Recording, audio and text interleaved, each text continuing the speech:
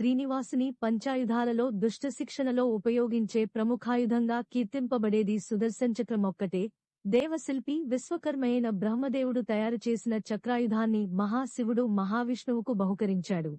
దుష్టులకు సుదర్శన చక్రం ఆయుధంలా కనిపిస్తే భక్తులందరికీ అది స్వామివారి ఆభరణంలా దర్శనమిస్తుంది.